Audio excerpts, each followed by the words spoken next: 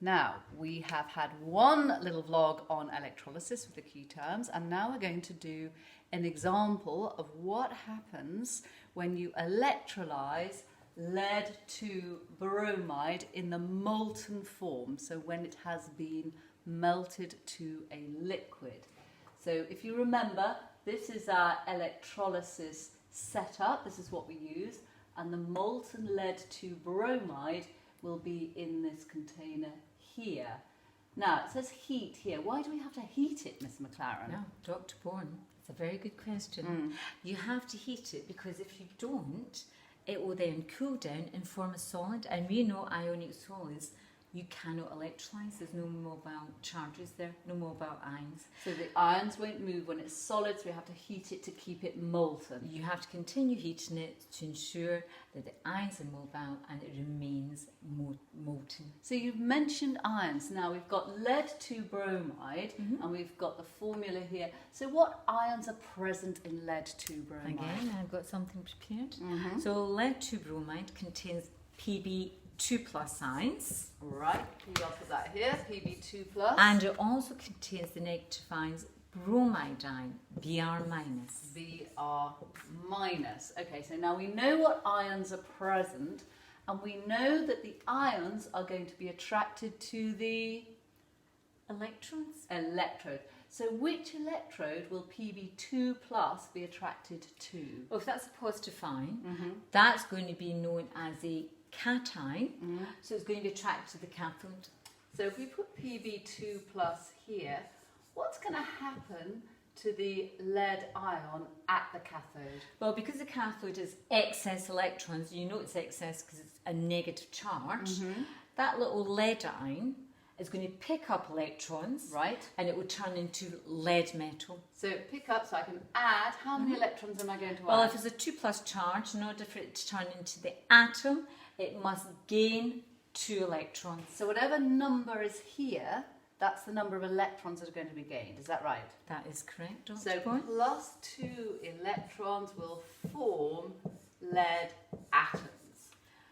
One little thing, if something gains electrons, we use a particular term. Now, Dr. Bourne, do you remember what that term is? Ah, right. Now I think we have a little mnemonic I'm going to put down here. Is this still on the page? Can you see Yes, this? you can see that. Rig. Oxidation is loss, reduction is gain.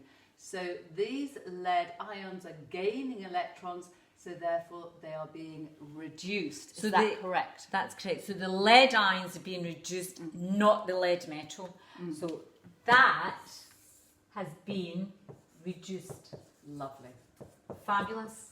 So could we say that it's always going to be the metal ion that's reduced? That is correct, because they're positive ions, so they're always going to gain electrons. Excellent, so we've cleared that up. Now, what about the bromide ions? Well, the bromide's a negative ion, Right. and negative ions are known as anions, so they are attracted to the positive electrode, which is known as the anode. Now, this negative sign means they've got extra electrons, is that right? Yes, and the anode's deficient, so what this Right. anode does, it steals the electrons from the bromide and it turns Okay. into bromine element. Okay, so if I write bromine, would I be correct if I wrote that? Well, that's a bromine atom, and we all know that halogens always go around in pairs as elements, so it's Br2. Perfect. Now, if I'm not mistaken, if I've ended up with 2 bromine atoms bonded together, I would need to start with 2 bromide ions. That's Is that correct. I mean, it's a bit like balancing an equation. You put the number in front, right? Okay. and that's going to give its electrons to the anode.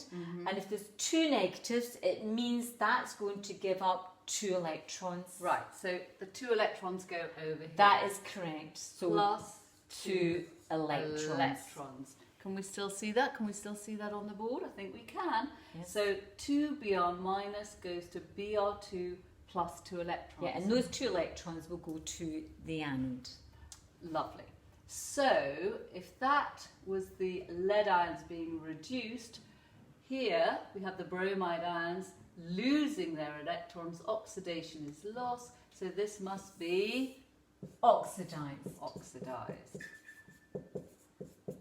Fantastic. And again, Always remember it's the bromide which is oxidised, not the bromine. Now that leads us to the final part of this Excellent. this vlog, is the observation. So at the cathode, the product is Lead. lead, and I would say lead is a grey solid. So you see a grey solid. So you have to write grey solid. You don't just write lead formed. Is No. that correct? Because if they say an observation, you don't know if it's lead, because you actually have other metals which are grey in colour, for example, zinc. So the best idea is to actually just state the colour of What the you substance, see. grey solid. Okay. Silver grey solid would be acceptable. What will you see with the bromine?